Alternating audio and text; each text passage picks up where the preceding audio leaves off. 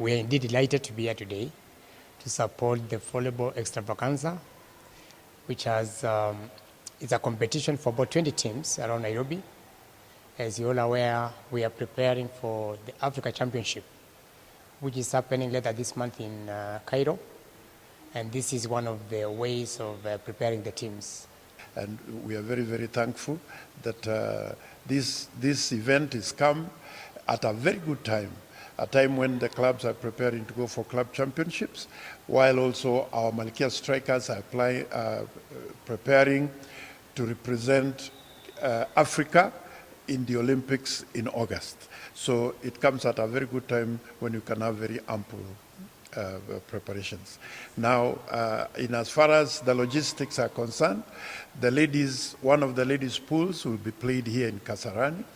Then another one will be played in Nyayo.